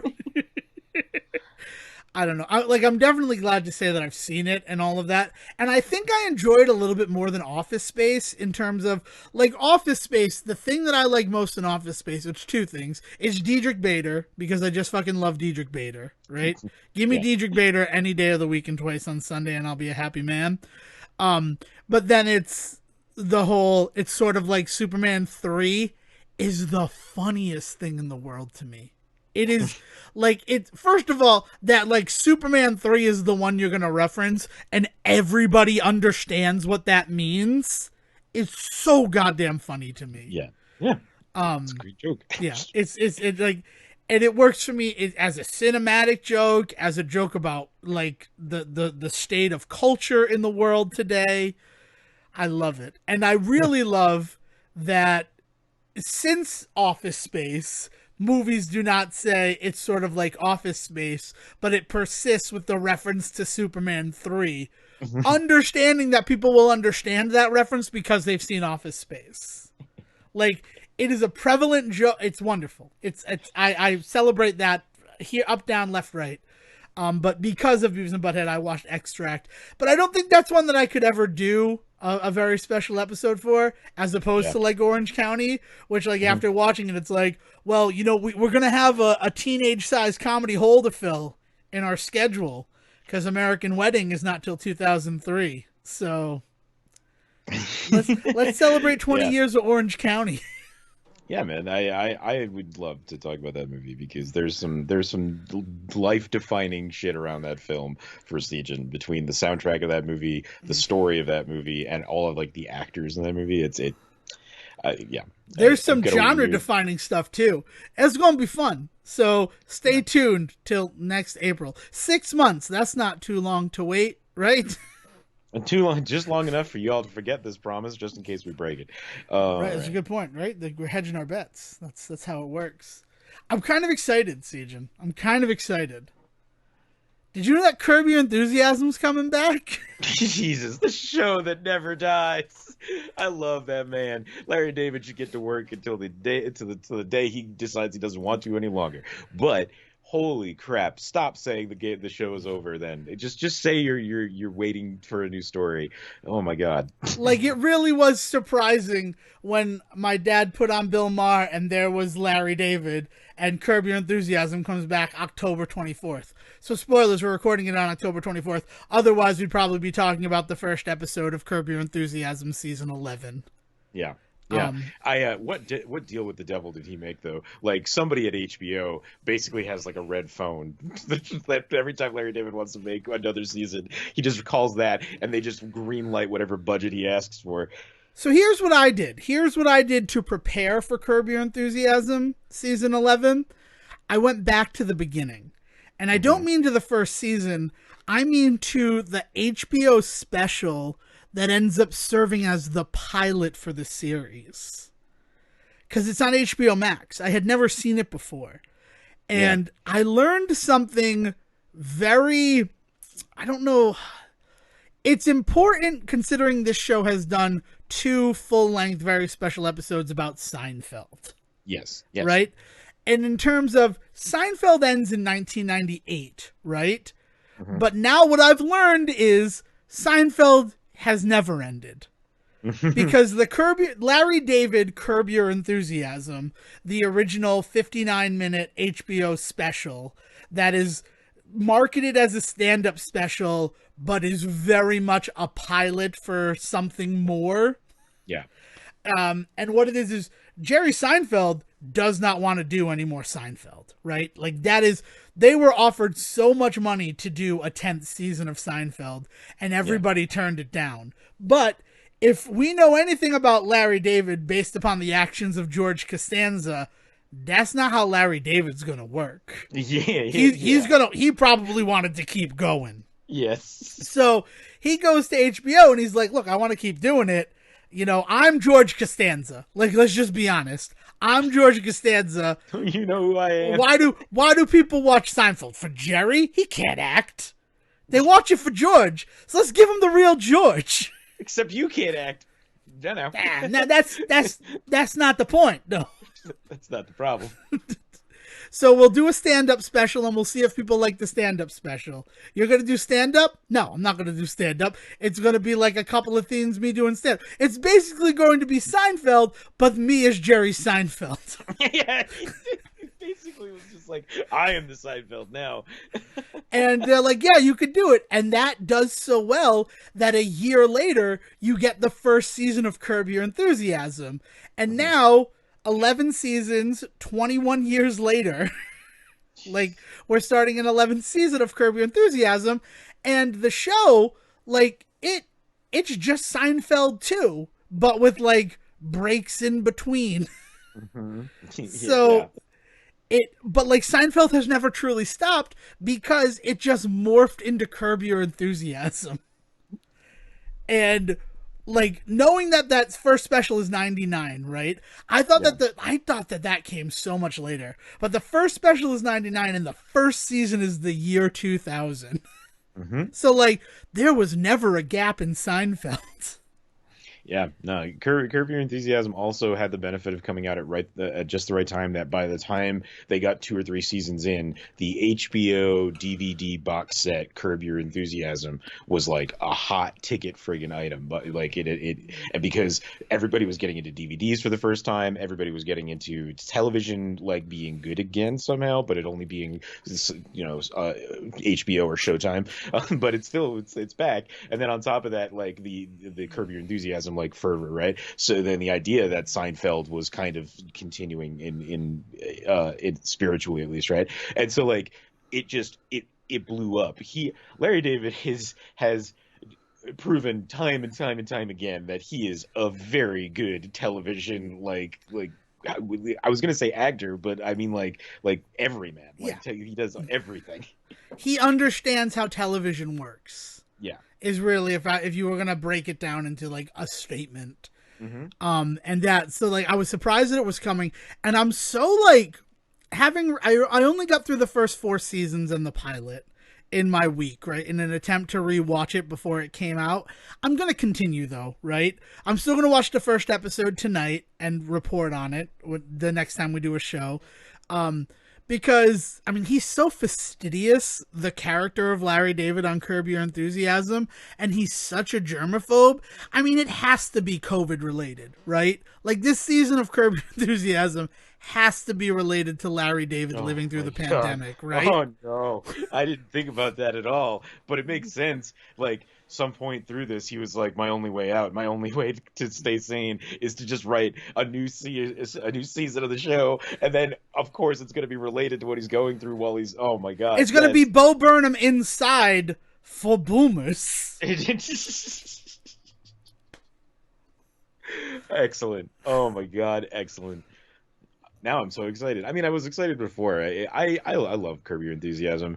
It's one of those shows that I find more and more is hard to recommend to people, just because like it is mean comedy still. Like it's pretty like it's still pretty cynical stuff. Like it's one of the few things that has maintained that. That's such a strange thing, because unlike this, it is mean comedy, right? A lot of the jokes are based in a level of cynicism and anger that like it's kind of hard to deny. But, and this but is an important but. Yeah. Larry David's character throughout most of it is sort of like chaotic neutral.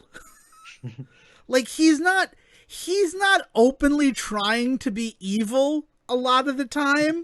No. He just often does the wrong thing. Yeah. Because or he stumbles into a situation and then he's like not sure what to do about it. Yeah, like very rarely what the show is that what I really like about it, right? And why I think it's for me, I care about it a little bit more than Seinfeld, is that there are consequences for his actions. Very rarely does he live in a world without consequence. Yeah. And it's more the fact that he just doesn't think of the fact that his actions could have consequences. So then the consequences become the comedy. Yeah. I didn't think anything of throwing my apple into some, like, a personal trash can while I was walking in my neighborhood. But, like, the owner of that trash can got mad at me. Like, oh, man. Yeah, and he lives by the golden rule of do unto others as you have done unto you. Like, that's like his whole thing is like, well, think about the golden rule, right? The golden rule is what we should live by. It's like, so like, as much as it's mean comedy and it's cynical and it's dark comedy, like there's some dark moments in the show of Curb Your Enthusiasm. Like, he always sort of comes across as like, that's not his intention. Yeah.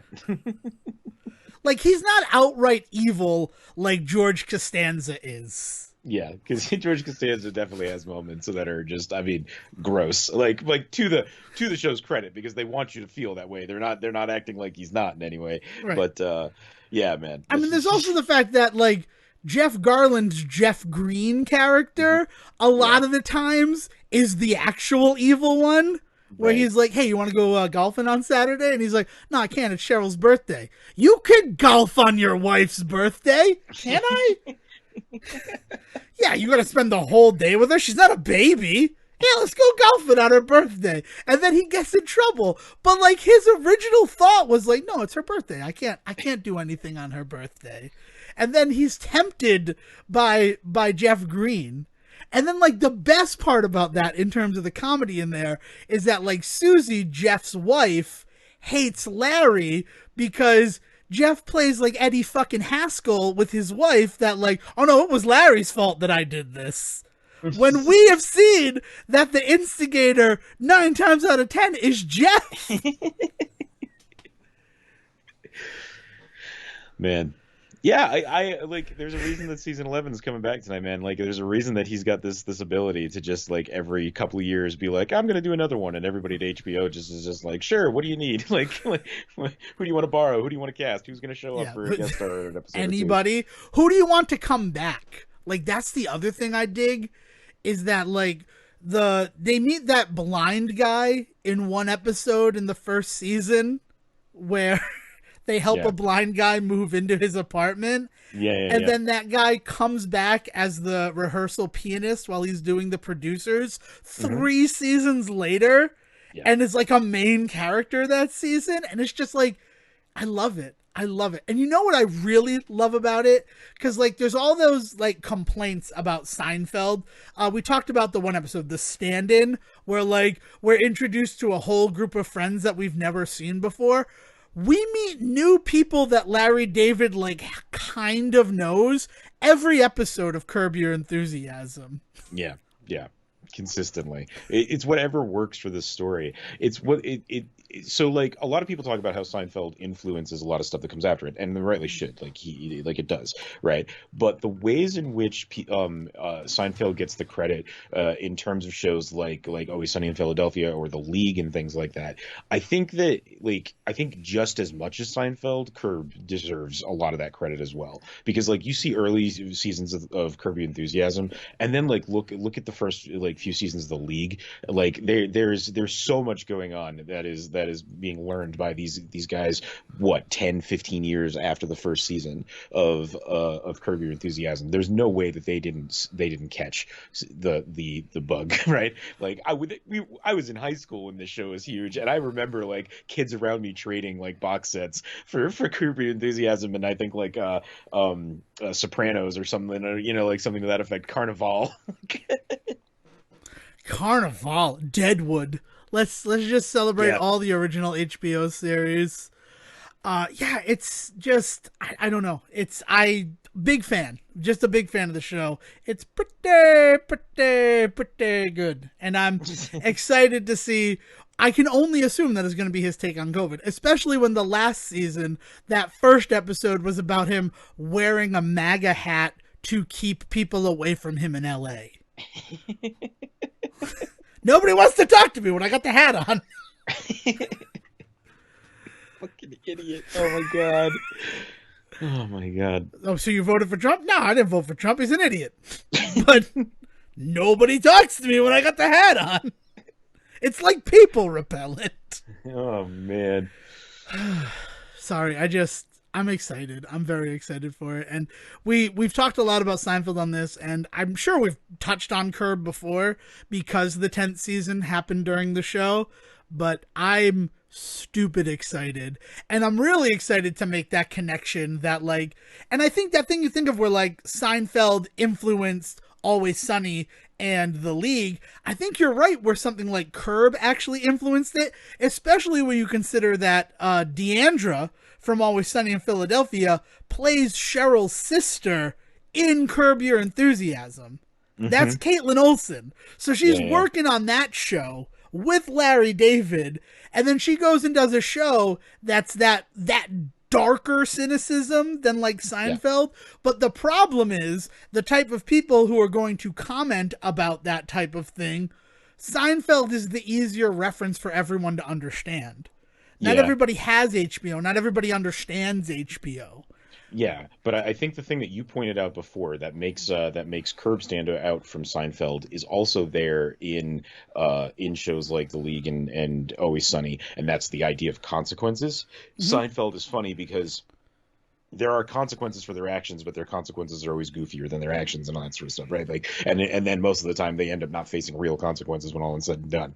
So like, yes. And then Curb kind of takes those people and puts them in the real world, and it's just like, oh shit, like, hey, people aren't going to let you get away with this kind of shit. Like, he still acts the way that George Costanza acts, but he does not get he's not get away with nearly as much because because normal people would never allow that to happen, right? And that is one of the things that is standout in shows like Always Sunny when people talk about how we don't do comedy like this anymore, but Always Sunny gets a pass for some reason, and it's because it is so grounded in the idea that no one else in their world gives them any slack. They are consistently facing the consequences of their actions on that show. Yeah, it's true. And then also something like The League, where they're not inherently bad people in the real world. They're bad to each other. Right. But then... But again, they face consequences. Yeah, but when that leaches out into the real world, that they have to face that. I don't know. It was just interesting. And then I really think of the first also the time Larry David fought a chupacabra, but yeah. Fuck you, that was brilliant. I remember watching the first episode of Curb on one of those DVDs. It was when I still worked at Blockbuster, and the guys I was writing that movie with were like, "Oh man, you can get your hands on Curb Your Enthusiasm season 1. Like, bring it over and we'll watch it." And we watched the first episode, and I was so on board. The Pants Tent episode of that show is so fucking good on like several different levels of comedy. You were erect, Larry. There's nothing to be ashamed of. I wasn't erect. It's the pants. They tent up. And the people I was watching it, we were like, this show's fucking stupid. And I'm like, oh man, look at that. This friendship just ended. Oh man, fuck yeah, yeah. So this is a really rad, like, kind of cool thing that we rarely get to. We rarely get nice things nowadays. So I'm really happy that Curb Your Enthusiasm is coming back. Yeah, it should be exciting. And also, I guess last thing talking about TV, there's going to be an American Dad Halloween episode on TBS tonight, October 25th at 9:30. Again, hashtag not an ad. Oh wait. Are there still American Dad episodes? I thought that they were... Yeah, I thought that it ended with Crystal Clear. I thought that was the finale of season 16. And they're renewed through season 19 of American Dad with TBS. Oh, so okay. I don't... I was... somehow I had heard that they were just bringing it to an end. Okay. No, I don't know. It must have been the season. I must have misunderstood. Oh, well, you know what? Actually, I think it was me. I said that I think that American Dad is working to finish out with 400 episodes. I said that to you on an episode of the show. Yes. Because it really feels like with the continuation through season 19, that brings it to 400 episodes. If depending on how many they do a season. Yep. So I'm like, I did say on the show that they're probably going to end around 400 episodes based on what I know in the world. So I wouldn't be surprised if you took me saying that as like, well, American Dad is over then. American Dad's over. Oh well, that's a sad day. But I mean, they regularly are one of the shows that consistently releases a new episode every Monday. And it ended in September. September was the last one that aired. And, you know, we had a pretty good run there of American Dad. Like, let's be honest. There was, I think 2019, they released a new episode every single Monday except for holiday Mondays. Like they did a good job there. They built up a library and then released it to make sure it was consistent, hoping that then they could be creating new ones so that would always be consistent. And honestly, the only thing that kind of, you know, spoiled that porridge was the COVID pandemic. Huh, lo and behold. Yeah. Oh, man. So I'm excited for it. It's Halloween episode American Dad. They're really known for their Christmas stuff. I think I can only think of one other Halloween episode. The hot tub, right? And, well, the hot tub isn't really a Halloween episode. Oh, it's a Halloween. It's not a Halloween episode. It's a season premiere episode. Yeah, but there's also like, Poltergasm. I guess Poltergasm's like it, but it's not. They're not set on Halloween. No, but what's the haunted house one? When best little horror house in Langley. Yeah. Which just first of all, best little horror house references are always fantastic. That's a good one. That's season 6.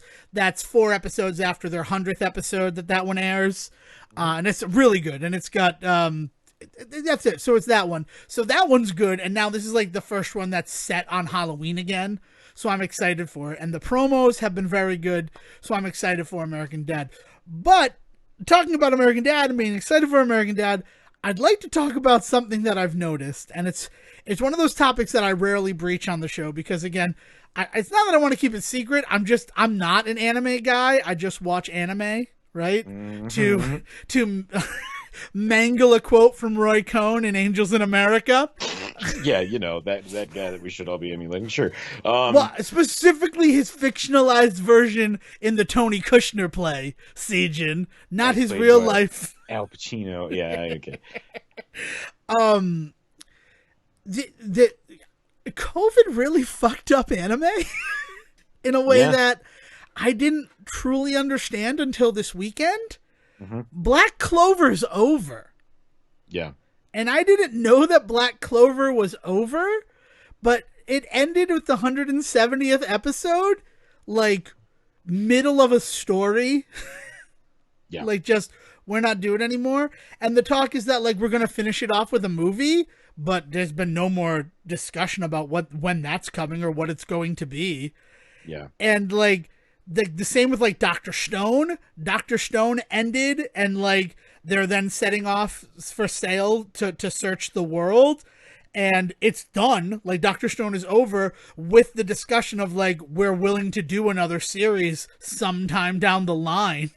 Right. Yeah. So, I mean, it feels like it's related to the pandemic in a way that, like, though. As much as I want to believe that we don't want to do 100 filler episodes while we wait for the manga to catch up like we used to do with Dragon Ball, it doesn't feel that way. It really feels like it got to a point where they couldn't work in offices anymore on this stuff, so they just ended them. Yeah. No, I mean, like, Japan handled the pandemic by all accounts better than most. And in that, like, there was a lot of things that kind of got overlooked, not by them, but by anybody consuming anything, because this is also something you're hearing a lot about now in video games, is we're kind of in the middle of a lot of these kind of ripples from the pandemic that we didn't really talk too much about when they were happening then. Like, people were kind of ringing the bell and saying, hey, just so you know, like, what this means is that, like, when we say we're not going to recover for this for years, we mean 2 years down the line, 3 years down the line, you're going to suddenly see, like, hey, there aren't any video games coming out for 6 months, or hey, this one particular product is not being manufactured as fast as we need it to be, or hey, this anime is just going to randomly just end because it's not worth the danger to come in and finish it. And by the time this is all done, said and done, we're going to be 3 other animes deep, and as fans and stuff. So, like, this is definitely related to the pandemic. I don't think that you're weird to feel that at all. Yeah, and it hit me the hardest of it all, right? I guess to bring things down as we come to a close on this episode, that, like, this show that, I mean, it's 170 episodes. It's been a constant, like, you want to talk new episodes, every Saturday new episodes until March of this year. Like, March was when they took a little bit of a hiatus because they didn't have the voices recorded for the newer stuff for the last season. And then come to find out also that in March, it was March 30th where they ended it. So they wanted to wait and build up so they could, I don't know, it's just strange. But, like, that ripple effect, seeing that ripple effect, like, it kind of solidified that, like, even if we are on the other side of it, and I don't necessarily think we are on the other side of it yet, I think that we can see the light at the end of the pandemic. But even then, I mean, I think, like, things could probably change tomorrow. Like, it doesn't, it's just one of those things. But seeing, like, the actual consequences of that ripple effect touch into other parts of the world, really strange. Yep. And, like, the IATSE strike was averted, but now, who knows, in light of what happened in the desert. Terrible recent events this past week. Yeah. People, man.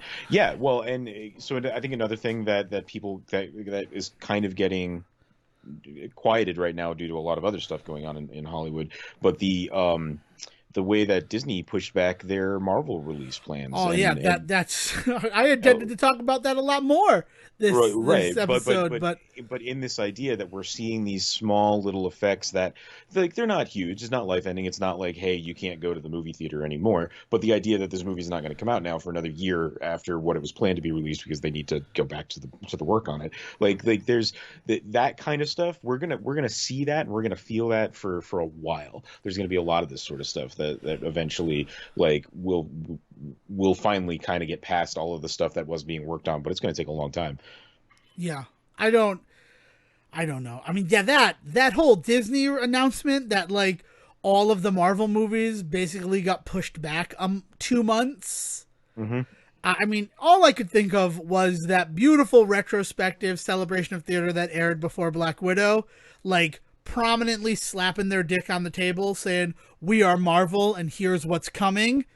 And my first thought was, well, that's going to age poorly, guys, because there's no way you're sticking to the dates you put in this. Yeah.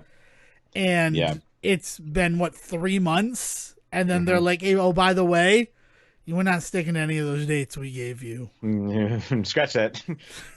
Certainly hope nobody put this up on YouTube. Yeah, nice. I don't know. It's just, it's weird. It's weird. And these are the stuff you don't think of, right? In terms of that. And like the supply chain shortages that, I mean, are you being affected by that? Like not being as coastal as us? Like, no, not too badly. The biggest thing is like, we have never seen, I have never seen an Xbox or a PlayStation 5 on a shelf ever out here. Everybody has just been like order online, like so stuff like that is still not around. But like nothing huge. Like, well, I mean, I'm talking about the new like supply chain shortage with like all the boats that apparently have Christmas on them. Like the Christmas special. We've made that joke that we're living through a Christmas special right now. I'm not going out to stores, so I'm not seeing it. But these are reports that so like, I mean, it's like not in terms of like toilet paper or anything like that. Right. Like all of the essentials are around. It's just the silly shit that just seems to be out right now because everybody bought up all of the silly shit and then like nobody went shopping for a long time. So now there's a bunch of like empty toy aisles and things like that around us. Yeah, that makes sense. All I know is I saw Christmas Oreos today. And I will say weird. that the Halloween candy's gone bad. What do you mean?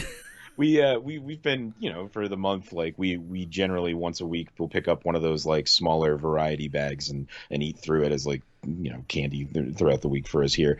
And we do this around Halloween all the time when they start putting the bigger variety bags out.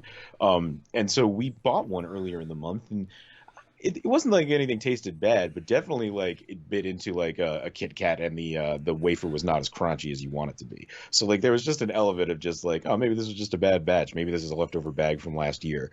Every single bag of candy we have bought has had like what is it called when you get like the white crap on chocolate on like it's just aging. I don't know the actual name of it. It's like calcium. Yeah, it's calcification. It blooms. Like, and it's not bad or anything like that. Like the bad chocolate blooms. Good chocolate, if it's tempered correctly, shouldn't. But that's like that. You're not going to get that in a Hershey's bar. But so the idea being that like we just everything we've opened, we're just like, this is not fresh candy, but it's candy. So like, and it's packaged. It's all still sealed. So we've just been eating it. But I don't think we're gonna buy another bag of Halloween candy because it just seems like what's going on right now is probably all the leftover stock from the last couple of years has slowly started to just kind of build up at these places. Yeah, that. I didn't even consider that. I mean, all I know is that like candy that I was buying last year.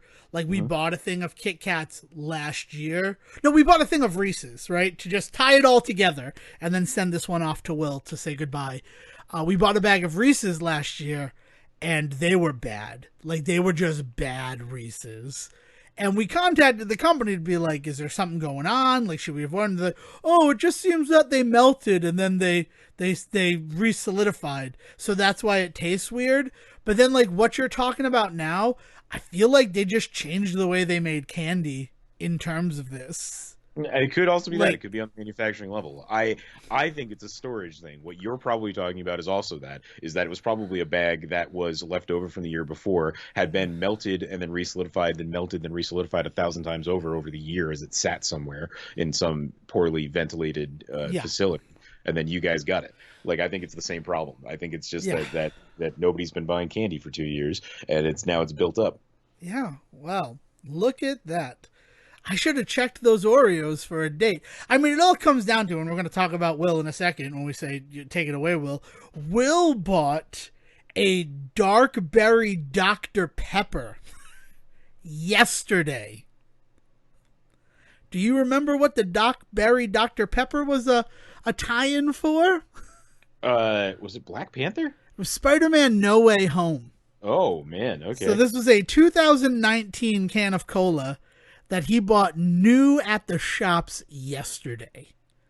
I mean, that's Australia too. So I don't know how things work, like if they get it later than us. I know they didn't get the movie later than us, but he's like, check this out. And I'm like, well, that's 2 years old, man. Like, oh, it tasted a little stale. It tasted a little stale. Oh man, this is how you get zombies. You want zombies? This is how you get zombies. Food additives, right? Suddenly it's all Clark Griswold's fault for figuring out how to... We can't do this. I don't want to do this. I mean, I know it's Halloweenish and all that stuff, but what are you going to do? Last thing before I ask you if you have anything else, very special episode dropping this week, right? And that's exciting. But why is it really exciting, Sejohn? Do you want to tell the people what the theme is? Very special episode this week. What are we doing for a theme this week? I'm trying to remember now. Come on, Sejohn, answer the call. Who am I going to call? Sejohn Sarowick. Oh, that's right. Yeah. Hey guys, we're going to talk about Ghostbusters. Specifically the 2016. Yeah, we're going to talk about Ghostbusters Answer the Call, everybody. Yeah. Because Afterlife is supposed to come out in 2 Fridays, right? Like, yes. Is it supposed to be the 5th of November that it releases? I believe so, and I believe it's supposed to be a day and date with Paramount or with Peacock, one of those two. Oh, really? I didn't know that. I thought it was only in theaters. They've been talking. No, it could definitely fall into that family as well. I may be misremember, so don't quote me on that. Yeah, I thought it was exclusively in theaters, which is such a stupid marketing thing for movies. Yeah, I know. But now that you say that, I think, that must be the camp they're in, of course. Yeah. I mean, if it's Sony doesn't have their own streaming service. That's the inherent difference. Keeping it for those willing to risk their lives, right? Ghostbusters Afterlife. See it. And then, we can't say this legally, but I think you understand the inference. I don't know. It's one of those. I mean, there have been early screenings, and so far it doesn't look like people really like it. So, well, considering that the current backlash has now been all of the same fanboys that attacked 2016 just because there was a lot of women in it, are now complaining because this one has too many children in it. So really all they're admitting is they just want a bunch of old white dudes again to be in this movie. Right. And but based on the toys, right, which are sailing like a lead balloon, right? Like, they can't sell Ghostbusters toys to save their lives. We'll talk about that on Thursday, I'm sure. Those old white guys show up in this movie. Spoilers, I think. They show up in the trailers too, so I don't know. I honestly don't know. But we decided it's the 5th year anniversary of Ghostbusters Answer the Call, and I want to talk about it. And we haven't given it... I want to give it the very special episode treatment.